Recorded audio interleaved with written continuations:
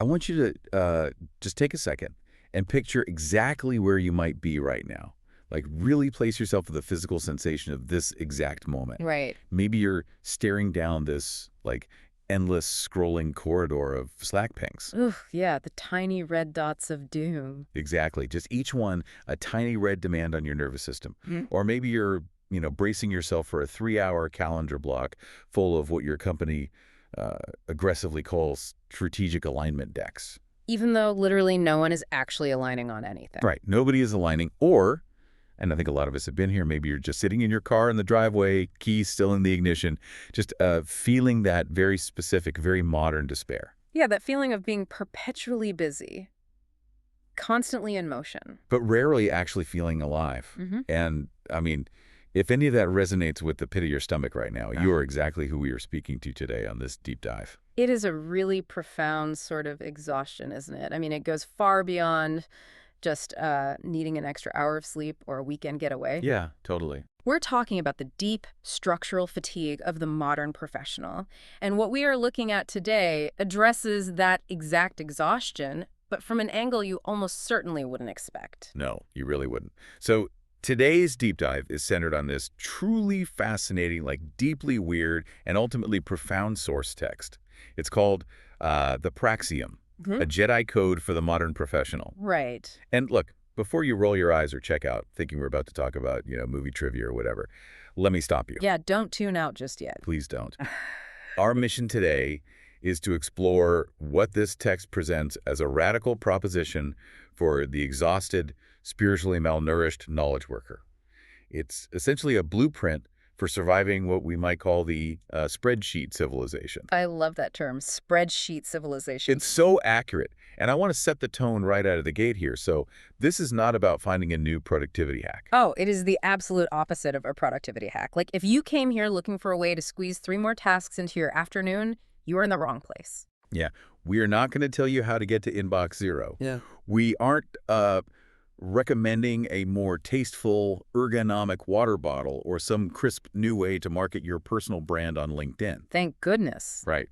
And we certainly aren't offering a therapeutic strategy to help you simply accept the fact that your soul is, as the text brilliantly puts it, being turned into mulch by administrative reality. Oh, such a visceral word. It really is. Yeah. Okay, let's unpack this. Yeah, so to set the analytical stage here, we really have to look at the provocation the text opens with. The source is absolutely not advocating for literal fantasy pageantry. Right, no robes. Exactly, no ropes. It is not suggesting you show up to your next quarterly review waving your hand at the HR director like a Jedi. Ah, yeah, these aren't the metrics you're looking for. Right, that won't end well for you. But what it is doing is offering a mythic answer to a brutally modern problem. The goal today is to understand how the concepts of a Jedi Academy, a praxium, can serve as a literal psychological survival guide. It's about taking these frameworks that were, designed for monks and warriors in a fictional universe and applying their underlying psychological mechanics to the very real, very mundane terror of modern office life. Right, because before we can understand the solution, which is the praxium itself, we have to take a hard look at the specific modern illness this text is diagnosing. Yeah.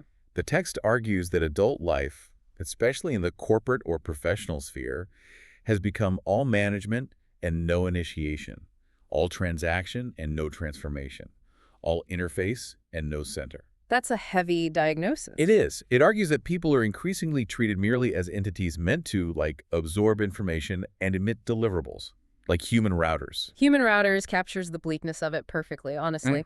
The text suggests that the defining illness of our era is this illusion of optimization. The illusion of optimization. Right. So we have built massive, intricate systems that are incredibly efficient at extracting labor, tracking metrics, processing data, but these systems have completely forgotten how to form a human person. Yeah, that makes sense. I mean, think about the onboarding process at a modern company. You are taught how to schedule, how to escalate a ticket, how to document a process, optimize your workflow, but you are entirely undernourished when it comes to significance. Wow. Yeah. There is no ceremony, there's no challenge that tests who you actually are. There's only a login portal and a list of key performance indicators. But, I have to push back on this a little bit just on behalf of you listening right now.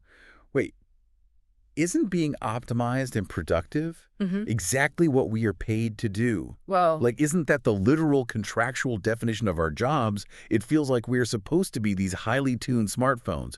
We're efficient. We process tasks instantly. We're always connected. We upgrade our operating systems with new certifications. So why does the text frame this optimization as an illness? It's because of what happens to a smartphone when it's constantly running. Your analogy actually works perfectly here. Yeah. You have a device that is perfectly capable of running a million calculations, but it has no inherent purpose of its own. It just runs whatever software is installed on it. Right. And what happens, you have 50 background apps running simultaneously, ambient stress, performative emails, office politics, the fear of layoffs. Oh, man. Yeah, the background apps. Exactly. The battery is constantly draining, not from meaningful work, but from the sheer friction of operating in a state of constant, low-grade panic. And eventually, the phone just abruptly shuts down. It just crashes. It crashes. The text argues that professionals today aren't starved for stimulation. They are drowning in it. What they lack is what the author calls a worthy form, or a school of being. The school of being. That sounds like something you'd find on a retreat in the woods somewhere, not in a high-rise office building. It does, but the text insists it's desperately needed exactly where the pressure is highest. This lack of a school of being leads to one of the most striking phrases in the entire source material. The competent ghost. The confident ghost? Yeah. Man. Right. Think about what that phrase implies. This is someone who is technically employed, who is highly skilled, who meets all their deadlines. They're doing their job. They're doing it well. They might even be getting promoted, but they are spiritually half evacuated by the ambient surveillance and soft coercion of modern office life. Wow. They have obligations, but no vow. They have productivity, but no access. They're just drifting through the corridors of their own careers, entirely reactive to whatever email just hit their inbox. I want you to really think about that for a second. Like, just think back over your last week of work. How many times did you deploy a strained smile on a Zoom call when someone made a demand that you knew was entirely unreasonable? Oh, the Zoom smile. We all know it. Right. But the culture required you to be a team player, so you just smiled and nodded. Yeah. How many times did you participate in a tasteful moral compromise just to get a project across the finish line? Yeah, just tweaking a number here or there. Exactly. Maybe you fudged a metric, or you agreed to a timeline you knew would burn out your junior staff just to get through to Friday. That is the life of the competent ghost. It is. And the text says, this person doesn't need more content. They don't need another management seminar. They need a practice that reunites their body, their principles, and their stress. Which brings us to how the text proposes we rebuild that center. Since the problem is a lack of inner structure, the text turns to a highly unlikely pop culture source for that structure. The force. The force. But, and this is a massive caveat, we must immediately strip away the Hollywood special effects. We really do. The text completely redefines the force for the office class. It states outright that the force is not telekinesis. Right. You aren't going to learn how to, choke your boss from across the boardroom table. As tempting as that might be. As tempting as it is, it's not glow sticks. And I love this line from the author. It is not brand-safe mysticism for people who want to feel deep while purchasing collectibles. Yeah, the author is utterly ruthless about stripping away the fandom and the escapism here. Totally. They are diagnosing a real psychological deficit, and they refuse to let the reader retreat into childish fantasy. What we are left with is a very mature, very demanding definition. So what is it? The text defines the force as the discipline of remaining real in a world constantly trying to turn you into a performance. Remaining real in a world trying to turn you into a performance. That's good. Yes. It is a cultivated ability to stay awake under pressure, refusing to let noise, fear, group consensus, or private panic become your god. Here's where it gets really interesting, I think. If we think about the force not as magic but as a discipline, it's almost like a psychological gyroscope. Okay, I like that. Picture a mechanical gyroscope inside a ship. When the ocean gets violent, when the waves are crashing and the ship is pitching back and forth, the gyroscope itself stays perfectly level. Right, it doesn't move. Exactly. It maintains its center, regardless of the external chaos. So imagine you're in a room where everyone is panicking.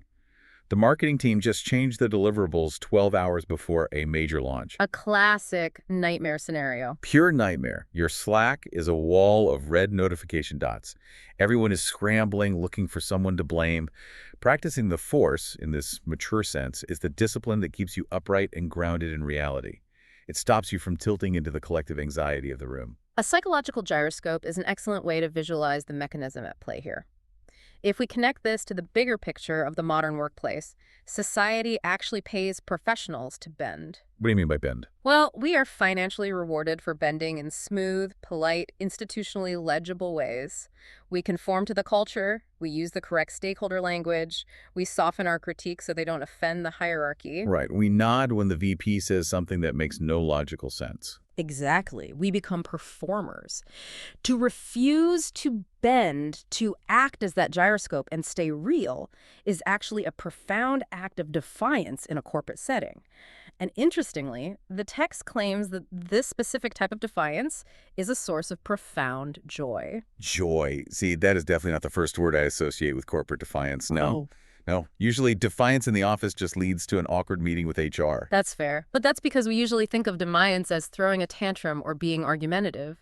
The joy the text is talking about isn't the fleeting pleasure of telling your boss off. Right. And it's certainly not the manufactured joy of a corporate pizza party or a casual Friday. It is the joy of dignity. It's a joy of dignity. Yeah, it is the sudden electric realization that you have a center that cannot be bought, managed, or flattened by your calendar. It's the joy of realizing you are no longer a ghost. So having defined what this mature discipline is, this psychological gyroscope that keeps you real, Yeah. we need to talk about the mechanics. Like, how do we actually build the gyroscope? Right, you need a method. Yeah. The text outlines a specific practice it calls the Tao. The Tao. And it frames this entire practice as the crossing of two very specific, very difficult beams. This is where we get into the exact mechanics. What are these two beams that we are crossing? The first pillar is attention, and the second is alignment. The text insists that neither works without the other. Okay, let's break these down, starting with pillar 1, attention. The text defines attention as a weaponized ability to notice what is actually happening. Weaponized. Yeah, that word weaponized is doing a lot of heavy lifting there. It's not passive observation. It's not just, practicing mindfulness and taking deep breaths at your desk. It's perceptual honesty. Right. It is an active, almost aggressive resistance to illusion. The text gives us some incredibly sharp, visceral examples of what this looks like in practice. Oh, like what? Well, attention's a part of you that sits in a windowless conference room and knows the meeting is completely fake. Yes. Oh my gosh, yes. It knows that when a senior director says, we should circle back on this in Q3, they are not proposing a timeline. They are performing a burial rite for an idea they don't want to fund. A burial rite. That is so accurate it hurts. And attention knows when consensus is being coerced by the loudest, most aggressive voice in the room rather than earned through actual debate. And most importantly, it knows when a meticulously formatted spreadsheet full of green arrows and positive projections is actually just covering for a moral injury or a massive systemic failure. It's the refusal to look away from the uncomfortable reality, even when everyone else has agreed to pretend everything is fine.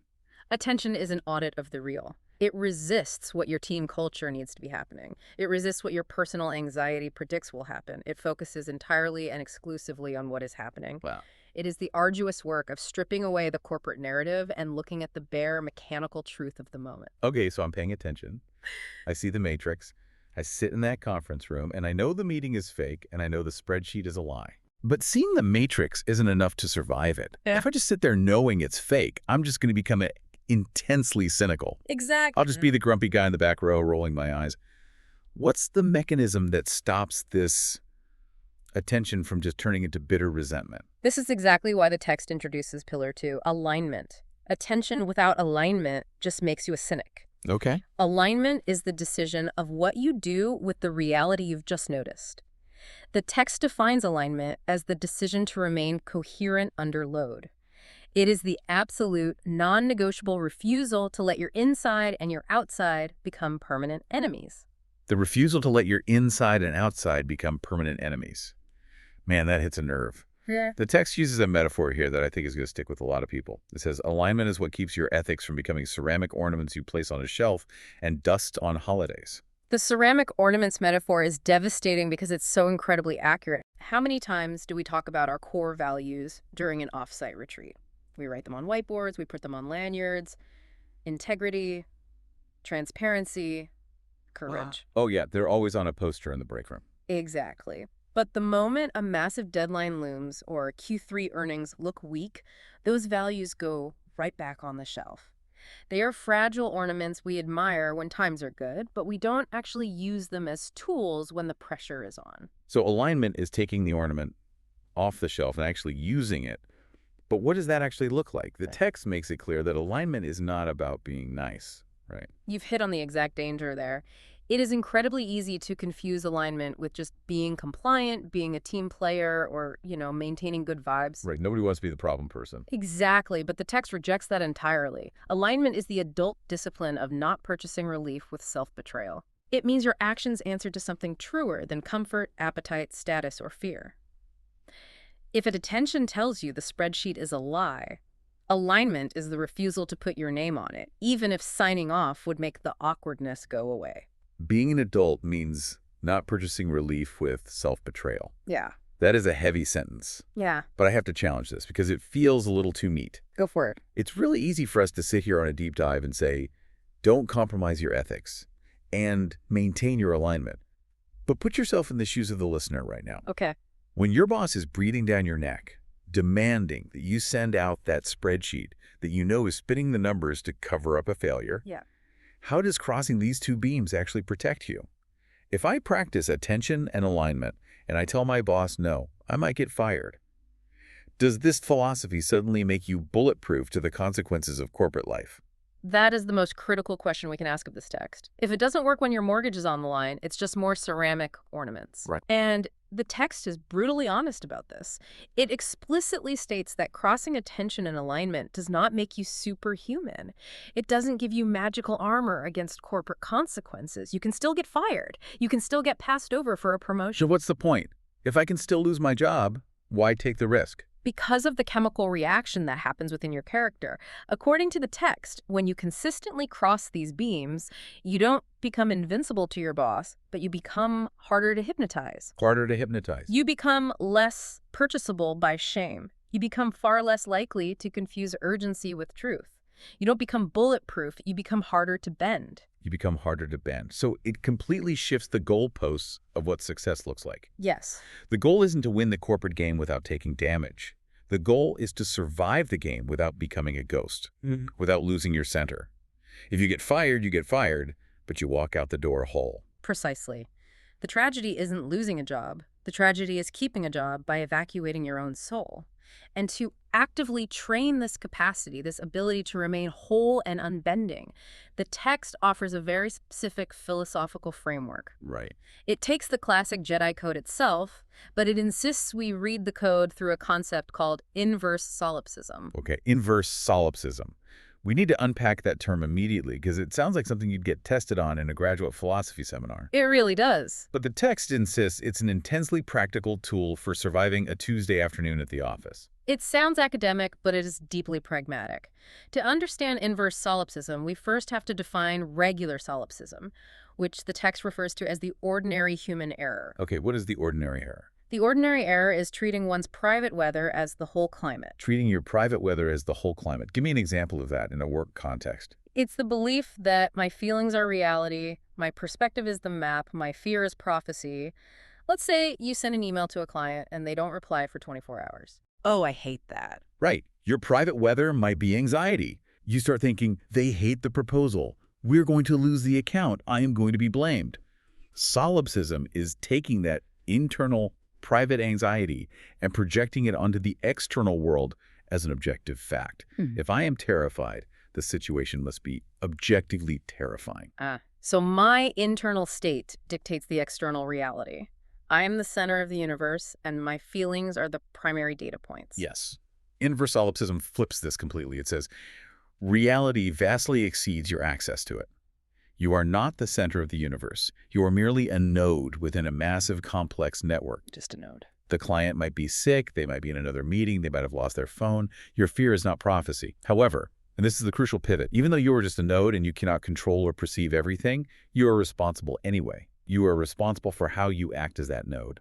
So what does this all mean for the actual Jedi Code? We all know the lines from the movies, but how does this lens of inverse solipsism translate a movie script into a framework for professionals? The text claims that reading the code this way turns it from a tool of repression into a mechanism for freedom training.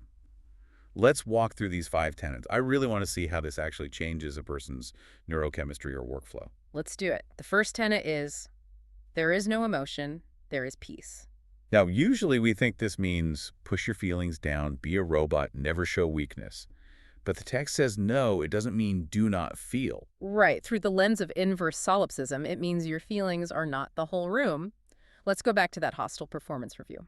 Your manager is unfairly criticizing your work. Your heart rate spikes. Your cortisol floods your system. You feel intense anger and panic. Naturally. This tenet does not ask you to pretend you aren't angry. It asks you to recognize that your panic is just your private weather. It doesn't define the climate of the reality you are standing in. Wow, okay. You can feel the anger, observe it as a data point, but you refuse to let the emotion become the architect of your response. You don't yell back, not because you are repressed, but because you know the anger isn't the whole truth. That space between feeling the anger and choosing your response, that is where the peace is. That is a massive reframe. Okay, tenet 2, there is no ignorance, there is knowledge. How does inverse solipsism change this one? The text says this doesn't mean you have to be omniscient. You don't have to know every detail of the supply chain to do your job. It means you have to stop worshiping your own partial map. Worshipping your partial map. It's the humility to say, the way I see this project failing isn't necessarily the whole picture. I am ignorant of the wider reality. When you acknowledge that your perspective is limited, that you are just a node, you stop defending your ignorance and allow actual knowledge to enter. You ask better questions because you aren't trying to prove you already know the answer. That makes total sense. All right, tenet 3, there is no passion, there is serenity. Again, this isn't about becoming a bland, passionless drone who doesn't care about their work. Inverse solipsism translates this as, do not let your cravings become warrants. Do not let your cravings become warrants. What does that actually mean in an office setting? Well, just because you desperately crave a promotion or you passionately want to be recognized as the smartest person in the strategy meeting doesn't mean you have a warrant to bend reality to get it. Oh, wow. You don't have the right to sabotage a colleague or manipulate data just because your passion for success is very high. Serenity is maintaining your alignment regardless of how intensely your ego is craving validation. Then we have the 4th tenet. There is no chaos, there's harmony. This one feels incredibly relevant to me. Imagine a massive corporate reorg. They happen all the time. Teams are being shuffled, budgets are frozen, reporting lines are tangled. It feels like total unmitigated chaos. Oh yeah, it feels like the world is ending. And if you are operating under ordinary solipsism, that chaos becomes your internal reality. You spiral, you complain, you become paralyzed. Right. But under inverse solipsism, this tenet says, just because you, from your incredibly limited vantage point as a single node, cannot see the pattern in the reorg does not mean there isn't a pattern. Right. I mean, the executive board might be making terrible decisions, but they are making decisions based on a logic that you just don't have access to. Exactly. Assuming it's pure chaos is just another form of ego. Assuming that if you don't understand it, it must be meaningless. Recognizing that there is a harmony, even an imperfect or hidden one, prevents you from spiraling into a victim mentality when things get messy. You focus on what you can control, your attention, and your alignment. And finally, the heavy hitter, the 5th tenet. There is no death, there is the force. Now, obviously, in the professional context, this doesn't mean pretending human mortality is fake. No, not quite. It addresses the closest thing to death in the corporate world. The end of your career, the loss of your status, the public failure. The text translates this tenet as a final, absolute command. Do not let fear become your final ethic. Do not let fear become your final ethic. That's powerful. Think about how many decisions in a modern office are driven entirely by fear. The fear of being fired, the fear of losing face, the fear of being marginalized. Almost all of them, honestly. Right. If fear is the ultimate driver of your decisions, if it is your final ethic, you will always eventually betray yourself. You will sign the fake spreadsheet. You will throw the junior employee under the bus. This tenet demands that your alignment to the real must be stronger than your fear of professional death. I want to ask you, the listener, to imagine applying this tomorrow morning. Let's say you walk into a chaotic project launch. The marketing deliverables have changed, the client is angry, the Slack channel is melting down. Total nightmare. Yeah. Usually you might absorb that chaos, treat your anxiety as prophecy, and let fear dictate your responses. You'd snap at a coworker or make a hasty, poorly thought-out concession to the client. But what if you approached it not as a victim of the chaos, but as a node practicing anti-delusion training? I love that. Anti-delusion training. You tell yourself, my fear is not prophecy, my feelings are not the whole room, I am ignorant of the full picture, so I will seek knowledge instead of reacting to my cravings.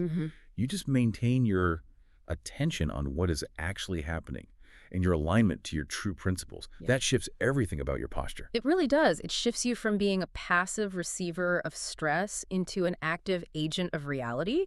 You become the gyroscope in the room. Yeah. But as the text points out with a very sharp pivot, a philosophy is entirely useless without a place to practice it. Yeah. You can't just read about inverse solipsism on your commute and suddenly become a perfectly aligned master. True. Which brings us to the concept of the praxium itself and how one actually trains to stop being a ghost.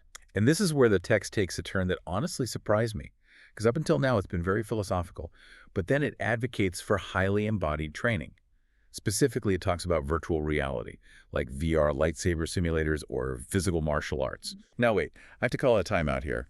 The text just spent all this time mocking childish escapism.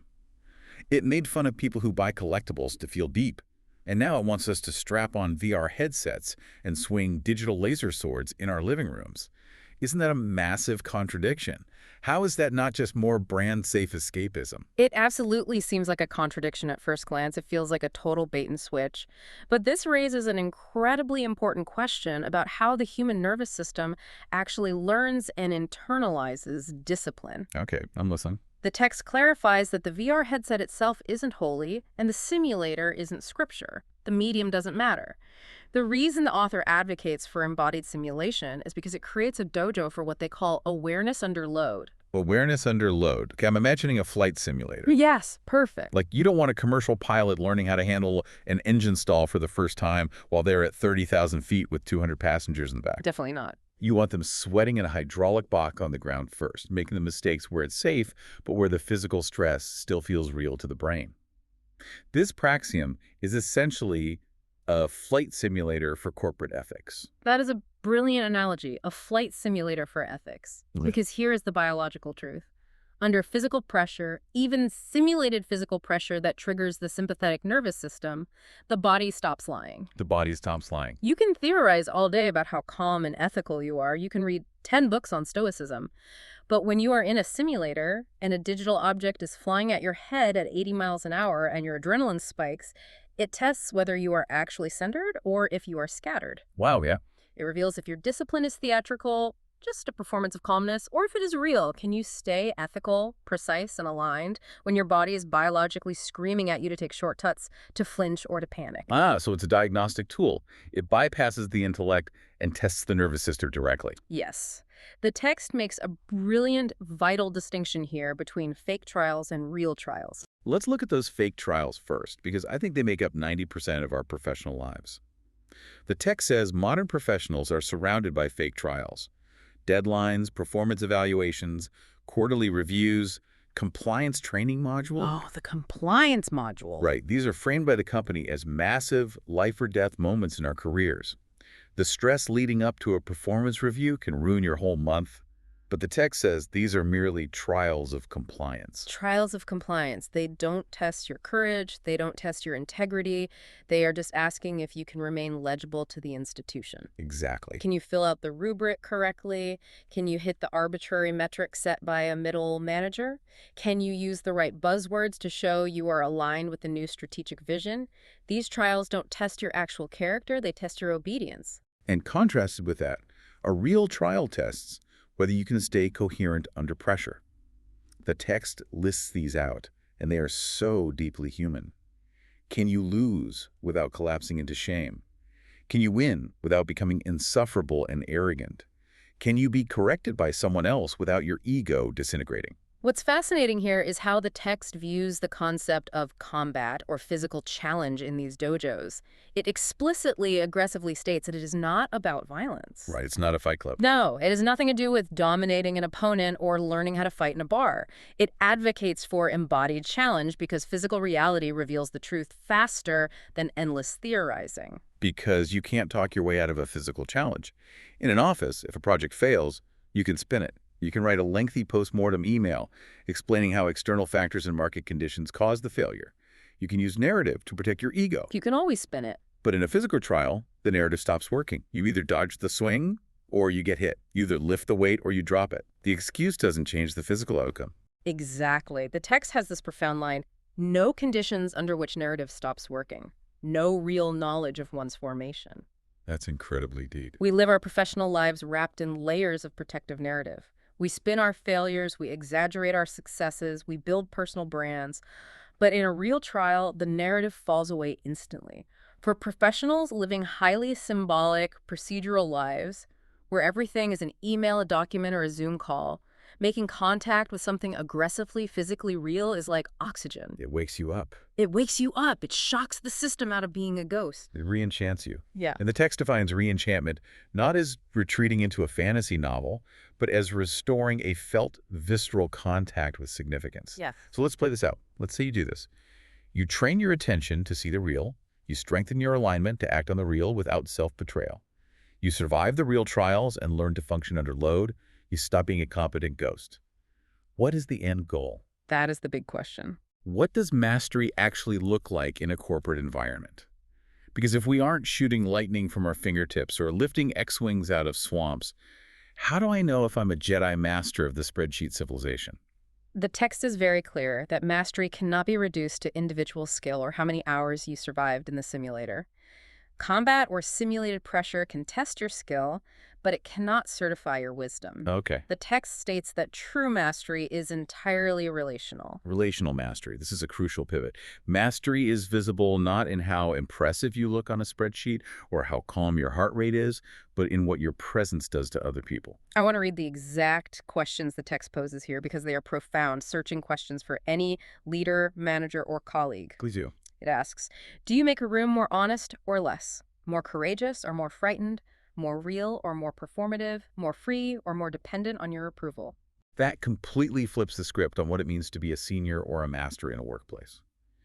Usually, we measure seniority by how many people report to you or how big your budget is, but this measures it by the energetic quality you bring to the room. Exactly. If you are a VP and you walk into a meeting and suddenly everyone is terrified to speak the truth and they start massaging the data to appease you, you aren't a master. You are just a tyrant. Your presence made the room less honest and more frightened. This brings up the text's sharpest warning about corporate ladders, what it calls the trap of rank. The trap of rank. The trap of rank is insidious because it creeps up on you. The text argues that in any sane, healthy order, rank should get you almost nothing in terms of personal luxury, because the moment status starts paying heavy dividends, when rank gets you the corner office, the unquestioned authority, the deference from peers, the immunity from critique, people stop training for the fruit of the work. Right. They stop caring about the actual discipline of their craft, and they start training exclusively for the badge. They start optimizing purely for the promotion. They figure out how to game the system to get the next title, losing all contact with the actual reality of the work. They go right back to being a competent ghost, just a more highly paid, more dangerous one. And to counter that trap, to keep you grounded when the corporate world tries to buy you off with rank, the text brings us to its ultimate promise. The ultimate promise of this entire Praxium framework is joy. Joy. We're back to joy. We are, but again, we have to redefine our terms so we don't slip back into corporate HR speak. It is not joy as comfort. It is not joy as pleasantness or having a smooth quarter or getting a bonus. It is joy as dignity. It is joy as traction. Joy is traction. I love that phrase. It implies that before, you were just spinning your wheels in the mud. Traction means you are finally gripping reality and moving forward. It's the realization that you are not condemned to live as a manager of surfaces. You don't have to spend the next 30 years just polishing the deck chairs while the ship sinks. The text says you can recover forms of aliveness that are entirely independent of applause, salary bands, or brand coherence. You can sharpen yourself. It is the re-enchantment of the professional. It's the profound physical relief of discovering that you can build an internal center so strong, so rooted in attention and alignment, that the ambient nonsense of the corporate world simply breaks against it like waves on a rock. It just washes over you. Right. You become harder to fool with corporate jargon, harder to buy with petty status symbols, harder to flatten with ambient stress. And that, the text argues, is the restoration of meaningful agency. When you finally have agency, that is where the true joy begins. So to bring this massive journey all together for you listening, you are allowed to want a life with more center than your Outlook calendar currently possesses. Here. You are allowed to feel that the way we work right now is spiritually thin. And you are allowed to want a myth that functions as a strict, demanding discipline rather than just a Netflix binge on a Friday night to forget about your week. This deep dive into the praxium is an invitation. It is. It's an invitation to step into a dojo designed for grown-ups, to seek agency without delusion, and to learn to stay real when reality gets incredibly expensive. As the text challenges us, let the world keep its dead vocabulary of deliverables, synergies, and strategic alignments. Some of us would like a vow. If we connect all of this to the bigger picture, it changes the fundamental posture of how you walk into your office tomorrow morning. The text tells us that mastery is measured by whether your presence makes a room more honest or more frightened. It uses that striking metaphor of the self as a sharpened blade. Oh, the blade metaphor. Yes. So as you walk into your next status meeting, the one you know is going to be full of evasions and half-truths. Consider this. If your inner alignment is a blade, are you using it to ruthlessly sever the fake consensus of the room to set your colleagues free? Or are you just keeping it sheathed to protect your own ceramic ornaments? How dangerous to the lie are you willing to become?